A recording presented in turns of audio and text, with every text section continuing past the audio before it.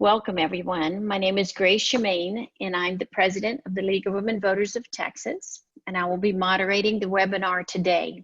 The League is a nonpartisan, nonprofit organization. We never support or oppose political parties or political candidates.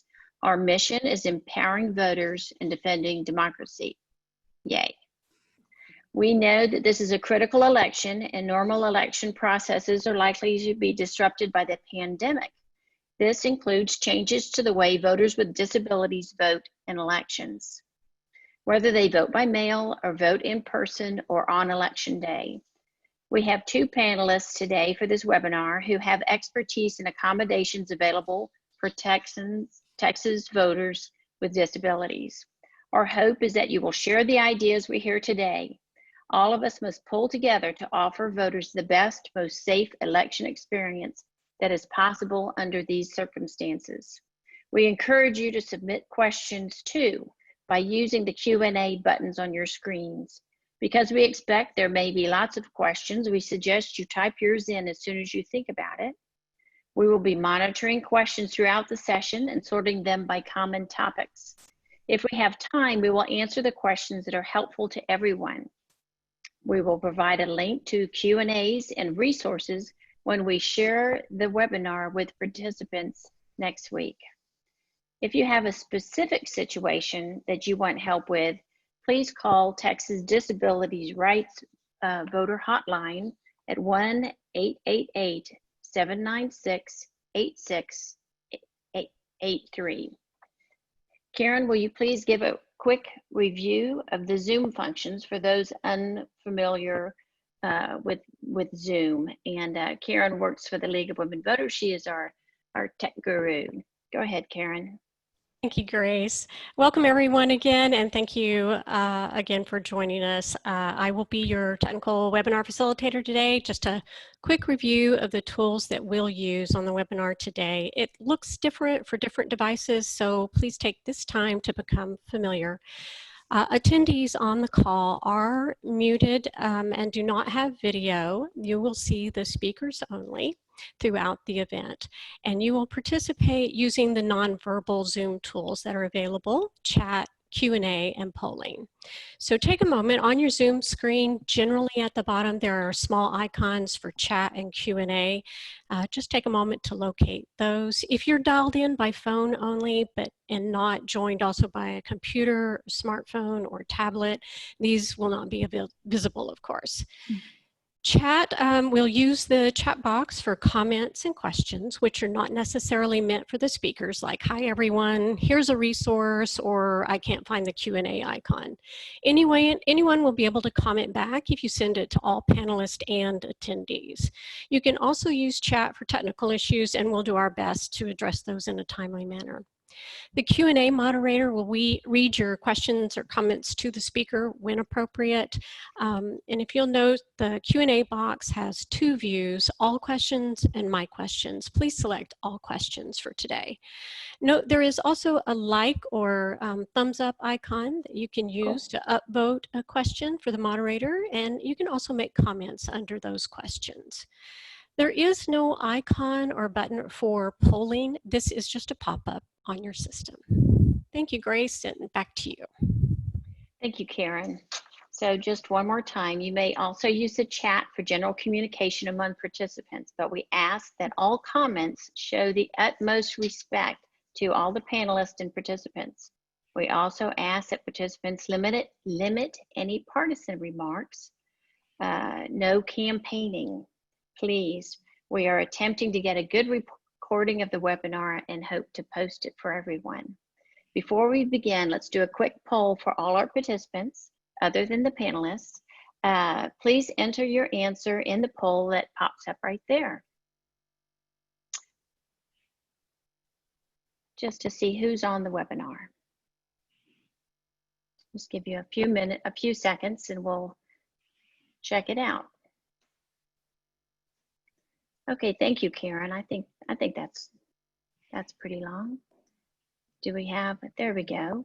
So, excellent. Thank you. I think everybody can see that. Half the people are league members, and then there's 20% are people with disabilities, and 39% are voting options for individuals with disabilities, and 18% are others. So thank you very much. Thank you, Karen. Now I'll introduce the panelists. Christina, wave your hand. Hello. Christina is the legal director for the Elections Division of the Texas Secretary of State. In her position with the Texas Secretary of State, Ms. Adkins has served as one of the state's appointed voting systems examiners and has worked extensively with election technology issues, including developing standards and training election officials. She has practiced in both civil and criminal law and has previously worked for the Texas Workforce Commission as the assistant to the Texas Comptroller of Public Accounts. Ms. Adkins graduated from the University of Texas at Austin, sorry, no campaigning, with a degree in English and Mexican American Studies. She has received her juris doctorate from Southern Methodist University. Welcome, Christina. Thank you for being here. Now I'm going to introduce Jeffrey Miller. Jeffrey Miller is a policy specialist with Disability Rights Texas. Jeff previously worked with Disability Rights Texas Education Policy. He was an education policy specialist from 2006 to 2013, and has most recently helped with several policy issues during the Texas legislative session. Jeff is uniquely qualified, bringing his commitment to Disability Rights Texas mission, extensive policy expertise, a vast network of collaborators, professional experience working with persons with disabilities, and his personal experience as a father of a son with disabilities. Jeff received his JD at the University of Louisville South School of Law and holds a BA in Speech Communications from the University of Houston. In addition to his policy work at Disability Rights Texas, yes, he has also served as policy director for the ARC of Texas and managed his own consulting firm, and served as project director at the Kentucky Development Disabilities Council. Welcome, Jeffrey. I appreciate it. And just to give you a little bit knowledge about me, I am the president of the League of Women Voters of Texas, but I am a retired pediatric nurse practitioner with 30 years of experience, and this is why this is so important to me. So we're going to get into the questions and answers, and the panelists can answer questions and either regarding the July 14th primary runoff election, or they could answer regarding the November general election, or they may just make general observations depending on what they would like to talk about. So Jeff, we're going to start with you. Could you give us a 5-minute or less overview of the biggest challenges voters with disabilities face? Go ahead, Jeff. Well, first of all, thank you for inviting me to be here, and thank you everyone for tuning into this, because we think this is really important stuff or we wouldn't be here. So, but it doesn't work if you don't tune in to hear the information, so thank you. So when I think about challenges that voters with disabilities face, I mean, first of all, voters with disabilities are voters. So the same kinds of challenges that we all face when we think about voting and stuff are the same kinds of challenges that everybody has. So schedules, way too much going on. We have a pandemic happening right now. Life gets in the way. So there's all those kinds of regular challenges. But then oftentimes, because of a disability or a chronic physical condition, people have other barriers that impact them in a unique kind of way. And so when I think of those kinds of barriers for specifically voters with disabilities, I think of access. And I think that most of them can be considered under some way to access the voting process. And so that starts with registration. So for a lot of voters with disabilities, and people that have visual impairments or are blind, we register to vote in Texas on paper registration cards. and a paper card that you fill out with a pen is not accessible for someone that can't see it. So that can be an issue. So that requires some sort of support or some sort of help in order for that person to get registered. Classically, when we think of access, we think of polling place accessibility. Can someone with a disability get into the polling place and use the machines or whatever? And that starts with having accessible parking that's appropriately marked and big enough and enough spaces so that if people that have vans because they use mobility equipment can get there and all those sorts of things.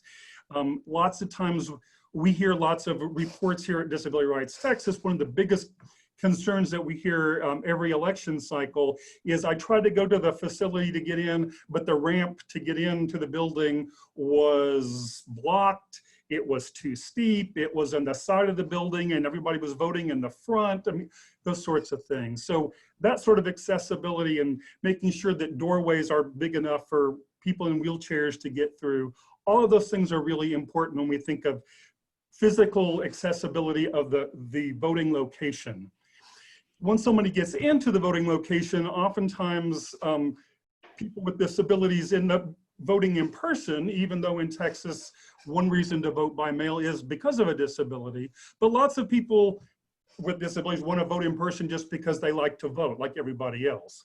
But for certain people, voting in person is really important because every voting location is supposed to have an accessible voting machine.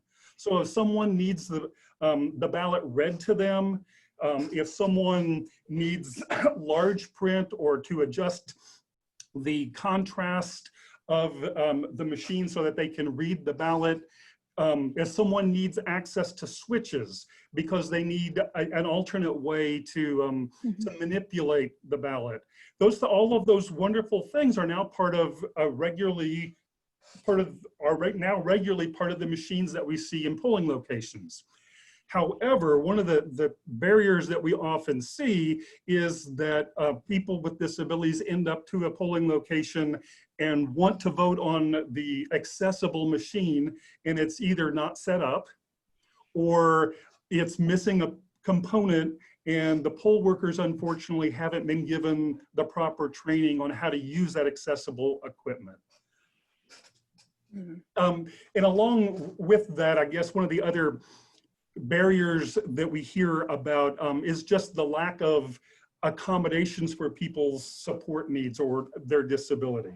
So that can be something as elaborate as needing an American Sign Language or ASL interpreter in order to access the ballot, or it could be as easy as I've got a physical condition that makes it very difficult for me to stand for long periods of time. Could I have a chair to sit down while I wait? Those kinds of things are appropriate, absolutely. There are also things that are required by law for polling locations to provide. But once again, oftentimes, because there's lots of different voters and lots going on, a lot of poll workers don't know that those are the kinds of things that it's reasonable for a voter with a disability to request. One of the other things, and it's a barrier for lots and lots of voters, I admit, but especially for a lot of voters with disabilities, transportation is a huge problem because a lot of voters with disabilities have to use special kinds of transport or ride the bus. Where a polling location is, its location in regards to where is the nearest bus stop, or is it on a paratransit line, or those sorts of things are really important. And how far is it from that bus stop to the polling location, and is there an accessible way to get there? So transportation is one of the issues another issue that we hear a lot about in the disability community. And the last thing that I think is a barrier at times, and I think that we're all working on this and trying to get better with it, but I think just the lack of awareness of and understanding of what a voter with a disability, what that means, what a disability really is. Because there's lots of people that have certain kinds of disabilities, especially individuals that have intellectual disabilities, or maybe are on the autism spectrum or other things where their disability isn't necessarily visible, or if it is, it's in a different way. And so being judged by a poll worker as to whether or not someone is really capable or able or should be voting is something that every voter with a disability, and those of us that work with voters with disabilities, are really concerned about. That perception of, well, you don't belong here. And that's really embarrassing. It's embarrassing for anybody. But that becomes a barrier to people wanting to go to the polls in person because they're afraid of that judgment. And that's why one of the things we talk a whole lot about when we're working not just with voters with disabilities, but working with counties and other groups when we're looking at trying to make elections more accessible, is to really provide training to our poll workers to understand what disability is, how to interact with people with disabilities, and those sorts of things. By the same token, we work a whole lot when we're talking with voters with disabilities, that one of the biggest things they can do to help everyone is to advocate for themselves. If they need support or have a question, ask. Because oftentimes on both sides, everybody's afraid to talk to each other, and we end up with misunderstandings, and nobody wants that. So that's, hopefully that was under my 5 minutes. I don't have a watch on, so I don't know. I think it was wonderful. It was a wonderful general overview, and I really appreciate it. Christina, would you give us an overview of the most important accommodations, in your opinion, that the Texas law does provide voters with disabilities? Absolutely. Thank you, Grace. And thank you, Jeff, for that great introduction. I think you really hit on some important issues there. So as you all know, in Texas, there isn't really a one-size-fits-all approach to voting. And well, I'll say in general, there isn't really a one-size-fits-all approach to voting in general. And in Texas, I can think of 6 different things specifically that Texas law allows for that can provide accommodations to voters that might meet those accommodations. First and foremost, in-person voting, because that is what is the most common way of voting right now in Texas, or has been historically. But with in-person voting, and Jeff mentioned this, there is a requirement in both state and federal law that voting system equipment be accessible, that it is something that individuals with disabilities can use to get some of the assistance that they might need in order to vote a safe, secure, and private ballot. All of our counties in Texas are required to have accessible polling or accessible equipment in their polling location. That equipment's been certified by both the state and federal government. And I would encourage you all that to contact your county election officer if you've got questions about the type of equipment that's being used in your particular county, because they can oftentimes provide details about how that equipment is used and give you information that might be helpful to you when you come to the polling place as well with respect to how to use it. In addition to accessible equipment in the polling place, also in the polling place, we've got another provision in state law that we call our voting order priority. And this is a notice that has to be posted in the polling place, and certain types of individuals that have mobility impairments or other types of medical conditions, it's actually a kind of a broad definition there, can be moved to the front of the line if necessary. So Jeff, the example that you gave a minute ago about somebody that might have a difficult time standing for long periods of time, this is something that we hope that we can help educate people on and educate poll workers on, that this option does exist. The presiding judge of the polling place can move somebody up to the front of the line if necessary to help accommodate that voter and accommodate their situation or condition. In addition to that, also taking place at polling locations is curbside voting. So for certain individuals that are not able to enter the polling location, all Texas polling places during early voting and election day have to offer curbside voting. Curbside voting is a situation where the polling place worker will bring the check-in materials out to you in your vehicle, and then they will check you in without you having to leave your car. And then beyond that, they will then bring the ballot to you directly to you in your car as well. And then you can complete all of the voting process in the privacy of your car. You can have an assistant if necessary, But essentially in this situation, your car becomes your voting station. And so you are afforded all of the rights and responsibilities that go along with that. And you are entitled to vote a secret ballot in that situation too. Beyond that, and I mentioned just a moment ago, is, the fourth thing that I can think of is the use of an assistant or interpreter. This is something that exists in Texas law that allows you to select somebody to assist you with certain aspects of the voting process. That can include reading the ballot to a voter, helping mark the ballot, even just depositing a ballot in a ballot box if necessary. So this option is available for individuals that might need that or might choose to have somebody assist them. The thing I want to point out here is that to use an assistant, the voters are entitled to choose an assistant of their own choosing. If they don't have somebody that can accompany them to the polls to help them in the situation, then election workers should be trained on how to do this as well. Your assistant does have to take an oath, and it is something that is tracked, so that if there's concerns after the fact, or if you think that assistant wasn't acting the way they needed to act to represent your desires when marking the ballot, there is some accountability there that we can find out who that assistant was. The fifth thing I want to point out is emergency late voting due to a sickness or disability. This is a provision in state law that's not commonly used, and I think a lot of people don't know about it.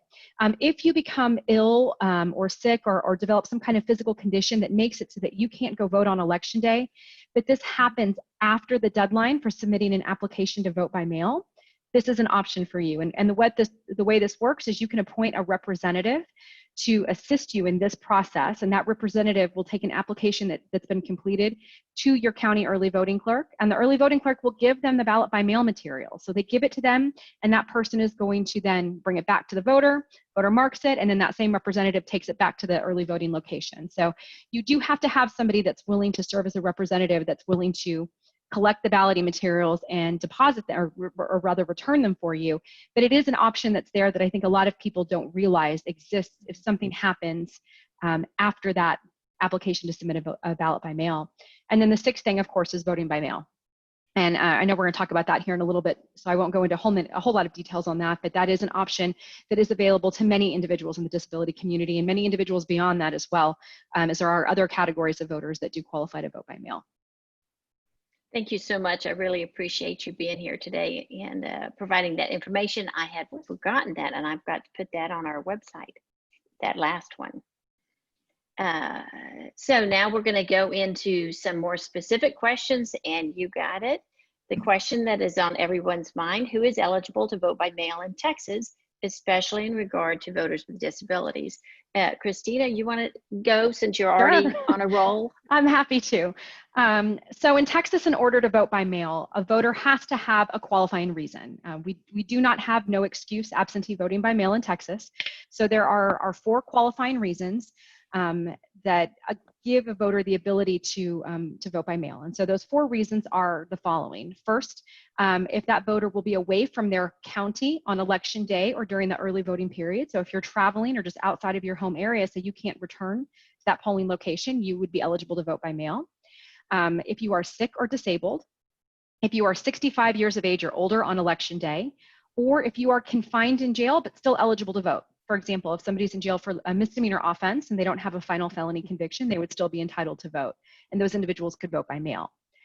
Specifically on the grounds for voting by mail, that's the disability category. So disability is defined in the Texas Election Code. If you want to look it up, it's section 82.002. Some of these things I have memorized at this point. But disability is actually defined in the Election Code, and I'm going to read you the definition because I think that the definition spells it out pretty clearly.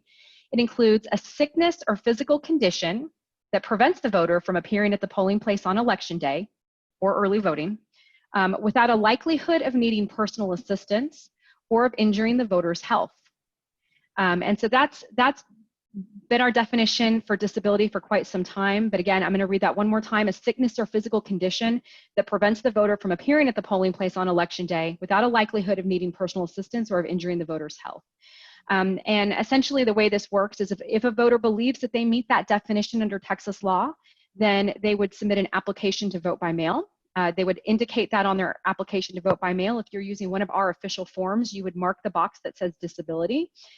The early voting clerk would receive that application from you, And then because you've marked an eligibility grounds consistent with law, that is the disability category, that early voting clerk would send you a ballot. There isn't any investigations beyond that. As you all know, there's been a lot of litigation about this issue, and our Texas Supreme Court, indicated that the early voting clerk, there is no investigations beyond the markings on the application itself. So if you mark disability, if you have in the past marked disability, that's all you still have to do going forward. And that would be enough to get you a ballot by mail. I do also want to point out that while we have an official application form that's commonly used for this, you don't have to use that official application form. In fact, a lot of campaigns or civic organizations will send out applications, reminding people about the ability to vote by mail. But you can also just take a piece of paper, write down, or have somebody assist you in writing down, the minimum requirements for what you need on there to vote by mail, and that's all the early voting clerk needs. It doesn't have to be on a special specific form. They just need specific information, but it does have to be in writing. And then just one other thing I want to just add to this before we move on, or before Jeff adds some details to this, if he'd like to supplement with some more details, is that there has been quite a bit of litigation on this issue. And I think the important thing, the one takeaway that I hope everybody walks away from this seminar with right now, is that right now we are in status quo. Right now, what the law was before is the law that's in effect right now. So even though there's all of this litigation, right now the circumstances are still the same as they have been. So if a voter in the past had been able to vote by mail and use that disability category, they can still use that disability category to vote by mail. As far as this goes, nothing has changed at the moment. And so I just want to make sure people understand that if you could use it in the past, you can still use it today. Okay, thank you very much. I really appreciate it. Jeff, do you have some more you would like to add? Well, I was just going to say thank you, Christina, for saying that and reminding people that we really are in status quo, and that if people have voted by mail because of a disability before, there's no reason they shouldn't be able to now. Unfortunately, what we're hearing a lot is people are concerned because of all the discussion in the news. And so there is really a concern about, has things changed, or am I still qualified? And people are really afraid, or is the clerk going to start scrutinizing my application when it comes in and want me to verify my disability? So thank you for clarifying that, because I think that is helping everybody. Absolutely. Yeah. Okay, we're going to move on to the next question, which is, what are some other examples of health issues that would now be considered a disability, especially during COVID? Jeff, you want to take that? Sure, I'll start, and then if Christine has some things to add, that would be great too. Because we are in status quo, I mean, basically any condition that someone had before that qualified them still qualifies. So if someone has a physical disability that makes it difficult or impossible to get into a voting location, that would qualify. If someone has some other kinds of disabilities that would require assistance in the polling location, so say a person with an intellectual disability, or a person with autism, or a person with some mental health issues or behavioral concerns, those would qualify. But now I think that one of the things that we have been talking to people about is looking at those sorts of things that the virus could potentially exacerbate. Things like asthma or lung disease, heart disease, anything that would compromise one's immune system.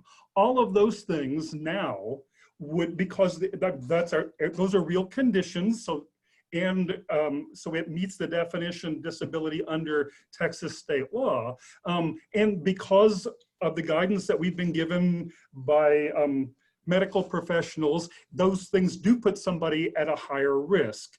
And so those would qualify someone to use the disability category to vote by mail. Thank you. Christina, do you have anything to add? Maybe just one thought on that is, with all of this litigation, one of the things that the Supreme Court did assert is that really it's up to the voter to determine whether or not they meet that definition of disability. So I would encourage people, if you are concerned about any of your particular situations, take a look at that definition and read it yourself, because you're the one that's in the best position to answer that question. And with respect to COVID-19, you know, we do get a lot of questions about this in the office. And, you know, while we can't tell you if a certain medical condition, you know, puts you in that particular category, I do know that the Centers for Disease Control and Prevention, the CDC, their website, they do have some really good information about underlying medical conditions that might be exacerbated or make you more susceptible to complications as a result of COVID-19. So that is just another really good resource that's out there that, you know, if you're unsure about your situation, that you might want to look and see what they say as well. Yeah.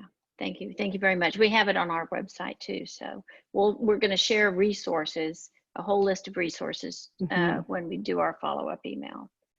So here's another question. There are families who have been self-isolating throughout this process, the COVID process, due to children or family members who are medically fragile. These parents are wondering if a healthy parent can be allowed to vote by mail to protect their child they've been protecting. And Christina, it goes to you. Sure. This is a really hard situation because there is no specific or explicit category for voters that fall under this situation in Texas law. You know, we're bound by what those 4 categories that I mentioned before, what those are. I will say that, you know, we've been here, this is an issue, an area that we've heard about for years. It's always been kind of a concern that the law doesn't address individuals in these situations. During the 85th legislative session, there was a bill that was filed. It's HB 2722. And that bill would have addressed this issue. And so I would encourage anybody that's interested in, you know, expanding our voting by mail opportunities for people that fall under this category, you know, to take a look at that legislation. And, you know, this might be something to talk about with your state representatives or state senators, because it's definitely an area of the law where, you know, we've heard anecdotally there might be some room for expansion or rather a desire for expansion. Thank you. Jeff, do you want to say anything? Unfortunately, I think that you covered it pretty well, Christina. Yeah.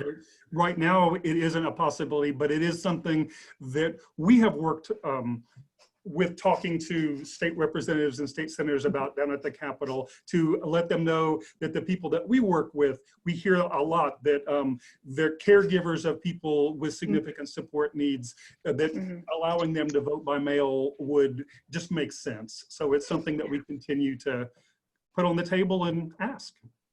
Thank you. Thank you so much for your efforts. Let's see, let's go on to the next question, and it is, how should voters apply to vote by mail? Are there any, and sort of Christina already went over this, but I have a few thoughts on this. Are there any special instructions you would suggest for voters with disabilities? And you did, Christina, go over that, so I'm going to let Jeff talk a little bit. Go ahead, Jeff. I think that Christina went over it. The only thing that I would just add is that to remember that the only requirement is, as Christina said, the best person to decide whether or not you have a disability and meet the definition under Texas law is you. And so if you feel like your condition fits that definition, you just mark on the application disability. There's not, first of all, there's no room to explain, but there is no reason to try to explain what your disability is, because even though there's not really under Texas law anyone that has the obligation to review that, if you give someone more information than they need, sometimes you invite someone to make assumptions. So it's just much better if you just mark the application the way that it's supposed to be marked and send it in. And as long as you filled everything else out, you'll get your ballot by mail in the mail. Yeah, and it's private. May I add something? Private. Go ahead, Christina. One other thing I just want to tack on to that is that when you do submit an application to vote by mail, as far as how you submit that application, in Texas law, you can, or under Texas law rather, you can submit your initial request via email or fax, but if you fax it or email it, it has to be followed up within 4 business days with an original copy of it, so with an original signature on there. So just know that if you want to email it in, you can do that if you're running right up on a deadline and want to save that date, but they can't send you the ballot till they get that original with a signature or a witness signature if necessary. So just keep that in mind when you're sending your application in. That's really good. It is very confusing. Go ahead, Jeff. One other thing that I would just add real quick, the other thing to think about is signatures, because when we're talking about voting by mail, signatures become very important because in the process, signatures are going to be compared to determine whether or not someone is who they say they are. So using the same name consistently and trying to write in the same general, although this is another issue for people with disabilities, because sometimes that's not a possibility and there's all kinds of other issues, and we're trying to deal with that policy-wise, but just practically trying to use the same name and write in generally the same way makes it easier for everybody. Do either one of you want to talk about, well, I think that's the next one, but let me see.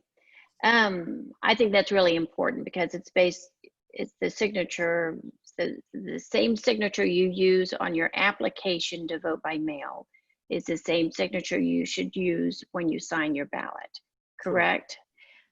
I would say that that's the way to be most consistent and to probably prevent, error or people misreading or misunderstanding. But if it's not exactly the way it's written, that doesn't mean it's going to be rejected. Right. I think what Jeff was getting at is that it makes it easier for the signature comparison if you're consistent there. But even if you forget and you don't, and you put your initials instead of your full first name, as long as the signatures, if they're able to determine that they could have been made by the same person, then that signature should get accepted. And if for some reason it's not, and you do get a notice about this, contact your county election officer. Right now, a rejection of a mail ballot doesn't give you automatically the right to vote in person, but the county election officer may have some things that they can do to address that situation. Good, thank you, I appreciate it. So the next question is, any special tips for voters with disabilities? We've kind of been going over this, for filling out and turning in the ballot by mail. Jeff, you want to go first? I'm not sure that I've got a whole lot more to add than what we've already talked about.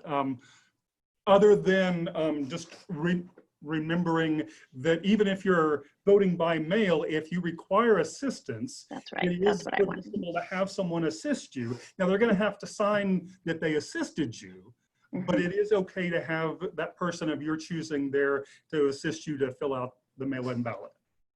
Right. I have one little thing I wanted to add to that too.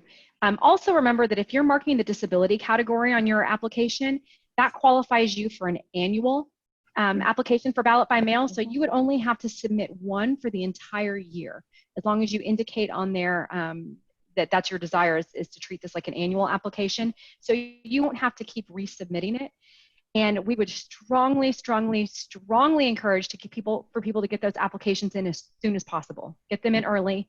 We know that there can be postal delays, particularly when we have lots of things going through the mail right up on deadlines like that. So if you qualify, turn it in now, and that'll get you covered for the November election. And it helps the county election administrators prepare for the election because they know how many they have to print up and get out. So it just helps them all around, and we want to be as helpful as possible so that we can have everything work really well.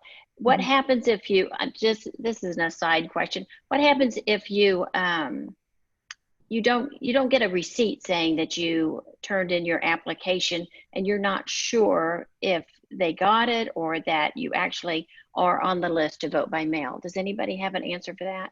Sure. I think you've got two options. First, you can call your county, and they should be able to look that up and let you know. And many of the counties do that pretty regularly for their voters. So they're prepared for that question. So don't be afraid to call them and ask for confirmation. If you're very concerned and you can't get confirmation from your county for one reason or another, just submit another application. Yeah, they probably, they're gonna say call us first because they don't want to be bombarded with applications, but they expect to get multiple applications sometimes because they know that that's just the way it goes. And so submit another one if you need to. I'm going to ask one more question that is an aside that I didn't put down on the list, is what happens if you were planning on voting by mail and you decide to vote in person? Sure. Could you just? You can. So if you have that ballot in hand, if you've received the ballot in the mail, the best thing that you can do is take that ballot with you when you go to vote.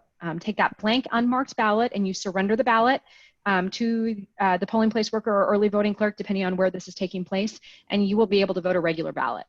If you have lost your ballot, there are still options where you can still vote in person. You can fill out some paperwork.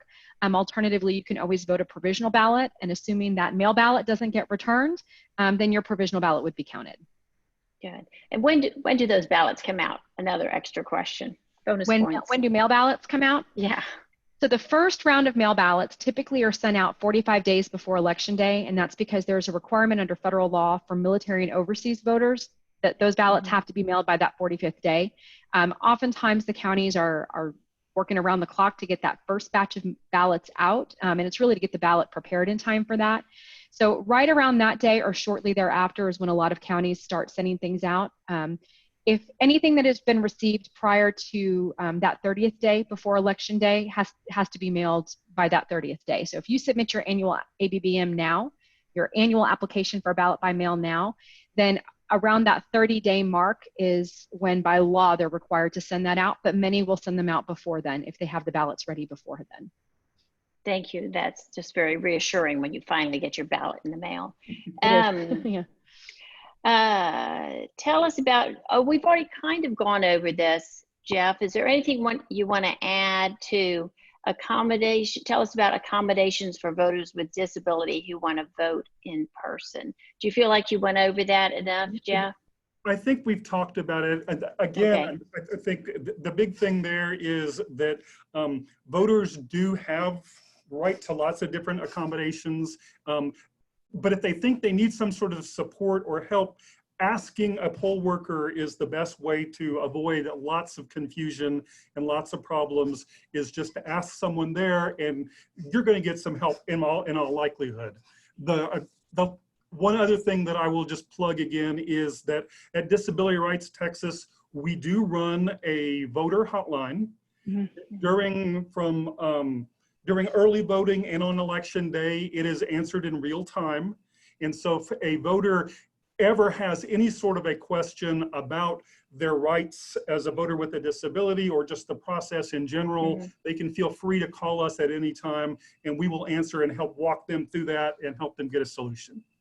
Thank you. I appreciate that. I know the Secretary of State's office has a line a call-in line, and we work with the Election Protection Coalition. So we got you covered, guys. You could give one of us a call and we'll help you out. Another question would be for Christina. The Secretary of State's office put out some guidance on voter safety and polling place safety. So could you give us a little idea about what's being done at the polling sites to keep voters and election workers safe, and how can voters help out to keep everybody safe too? Absolutely. So our office did issue a document, some health protocols, and that was very much geared towards kind of the health aspect to it, letting people know how our election officials are preparing, what voters need to think about when they're voting with respect to health and safety concerns in light of the pandemic right now. In addition to that, we're actually about to issue another big advisory on voting in person in general. It's more law guidance for our election officials on how to navigate some of the details of the situation. It goes into a little bit more detail than our health protocols because it has the legal rationale for a lot of this stuff tied into it. But I'll tell you that we've been working a lot with our counties very closely on this issue. And we are encouraging our counties, one, to make sure that they're providing the right kind of PPE or personal protective equipment for their workers. We are strongly recommending that they work with their polling place workers to ensure that they have that right equipment, including masks specifically, so that workers are wearing masks to protect not just the voters' health, but their own health as well. We've worked with the counties to ensure that they have guidance on how to properly clean and sanitize their equipment.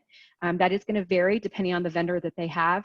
So we couldn't really issue some blanket recommendations there. We have a few things that are targeted to the different types of equipment, but then also we've worked a little bit with the vendors on that information, making sure that they're getting that to their county officials. We've talked to them about proper setup of polling locations to ensure for social distancing.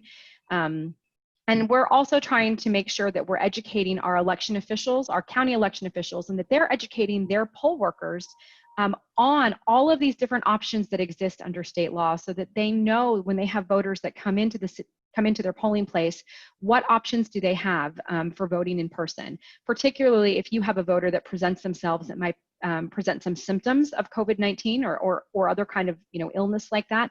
What are the options that that voter has? Because we're not going to refuse somebody the right to vote. I'll say a few of the things that they can't do is they can't refuse somebody entrance into the polling place. They can't require that they do temperature checks on voters and things like that. Mhm. But if they do, I see a voter that's presenting with symptoms, we want to make sure that they know all of the things, including curbside voting, voting order priority. Some of the counties are even talking about arranging polling locations so that if they have voters that are refusing to wear a mask or presenting with symptoms, they have a separate area that they can vote in so as not to expose other people. So there's a number of things there. I think for voters in particular, first and foremost, the self-screen.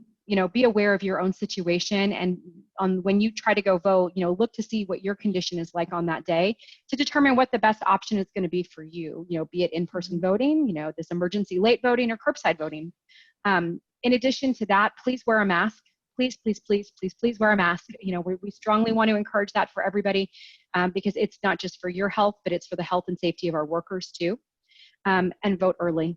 Please consider voting early because if you have any problems or if something arises that makes the voting process difficult for you, there's time to still do something about it. And I'm glad that Jeff mentioned that Disability Rights Texas works with voters, takes calls on early voting and election day, and we do too. And we need to make sure we coordinate, Jeff, actually, on some of that. Because we want to know about those instances when they're happening because we can help you address them in that moment. So please don't be discouraged or dissuaded if you have any problems. There is an army of support out there from a number of different organizations that want to help you and make sure that you're able to vote. Yeah, we really appreciate that. Jeff, is there anything you wanted to say, or shall I go on to the last? I think she definitely covered it all. I will just reiterate, please vote early because that's really going to help. And know your options, including curbside. You may normally vote inside, but this may be a time because of health concerns, maybe curbside is a better option. So just think about all your options and be prepared before you go. Oh, I'm just going to put a quick plug in that if you do have folks who want to, there is a great need for poll workers right now, and to contact your county election administrator and say, I can help. I'm not in any of these categories and I'm feeling good, and I'd be happy to help out and be trained as a poll worker or an election worker. So that's just a quick plug to help out those county election officials. Do you want to, we just have a few more minutes. Are there two quick action items that either one of you would like to suggest to your, I think you've already got them, but Jeff, do you have two quick action items for participants?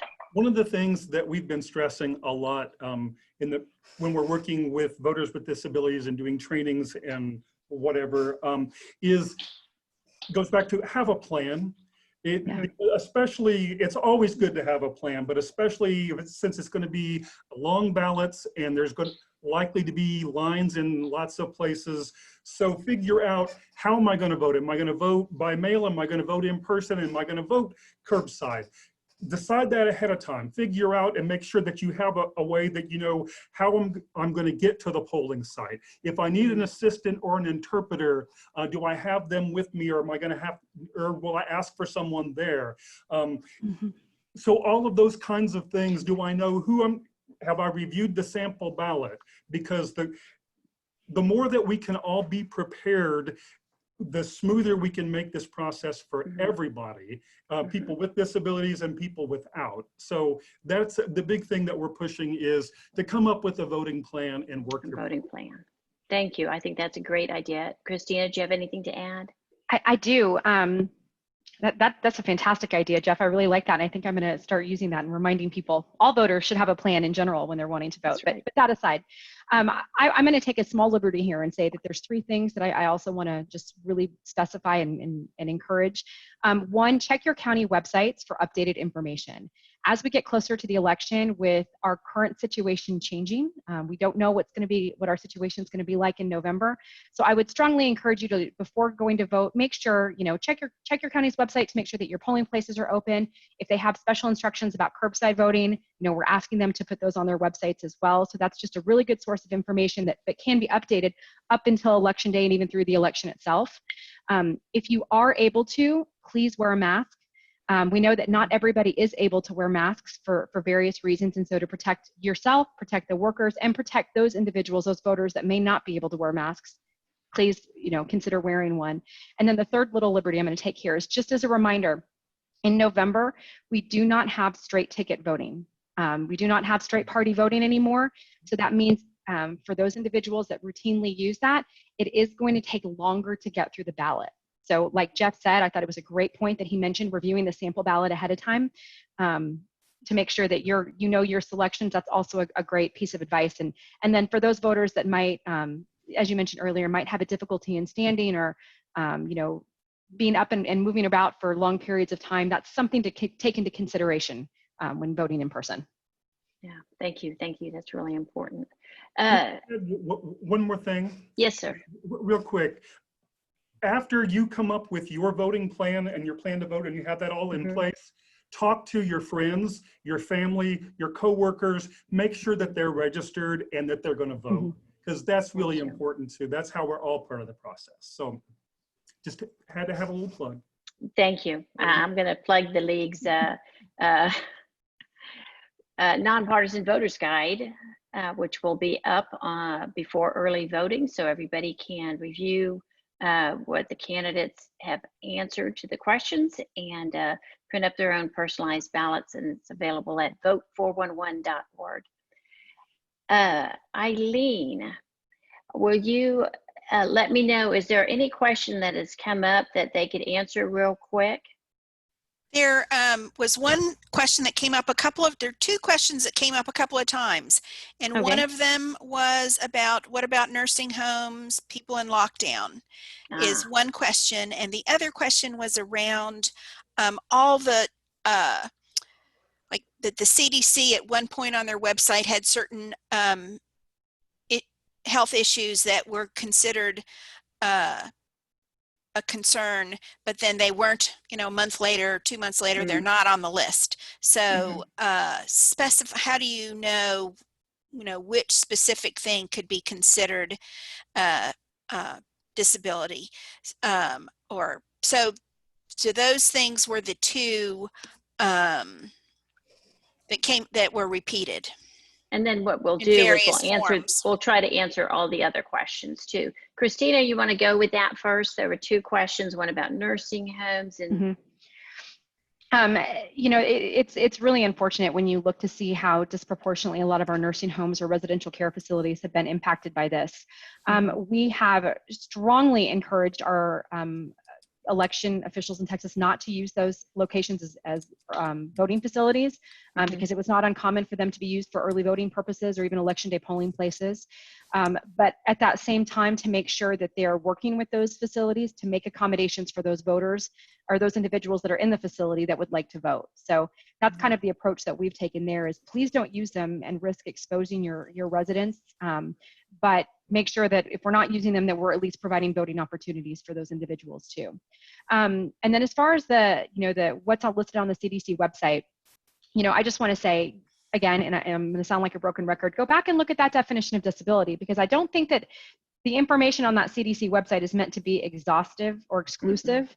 There are a lot of things unrelated to COVID-19 that if you read that definition of disability, depending on you and your circumstances, might put you under that category. It doesn't just have to be conditions that are related to COVID-19, but that disability category existed long before this ever happened. And again, just to reiterate what we said before, it's status quo. What the law was before is what it is now. So if you qualified before, you definitely qualify now. Right, and that, as a retired nurse practitioner, I know there is a lot of health issues that people have that that they need to consider when they're making their decision. Jeff, do you have anything to add for those two questions? I mean, the only thing that I would add as far as the CDC list is that as Christina said earlier, the best person to determine whether or not you meet the Texas definition of having a disability in order to vote by mail is you, the voter. So if you read that definition, and even if the condition that you have is not on a list anywhere, if you believe that it is something that's going to impact you, impact your health, and you have a condition, you should decide if you think it meets that definition to submit your application, and you should be able to vote by mail. Right, and we have that definition up on our website too. So I'm going to say thank you to the panelists and to all the participants who listened throughout. And we will provide a link to a survey about this event and a recording of the webinar. And we'll provide, we'll try to organize the questions and provide answers and resources in a follow-up email. We'll also put a link to the survey on our to the webinar on our website. If you have any questions or concerns about voting with a disability, please call Texas Disability Rights or contact them on their website, or call 1-888-796-8683. I also want to remind everybody that July 13th through the 17th, I want you to put that on your calendar, because it is National Disability Voter Registration Week, which is just wonderful. It's a great opportunity to remind all your friends and family to register to vote. And we always join together and celebrate that week. The League of Women Voters will send out a survey and provide resources. Our website is lwvtexas.org. Our voter's guide is available at vote411.org. It'll be up next week, so you can compare candidates while you look at your ballot. If you're voting at home, and if you're voting in person, then you can write up who you want to vote for after comparing candidates and bring it to the polls with you. I really appreciate you guys. Thank you so much, and we will talk to you later. Thank you. Be a Texas voter. All right. Thank you, Jeff. Thank you, Christina. Bye-bye.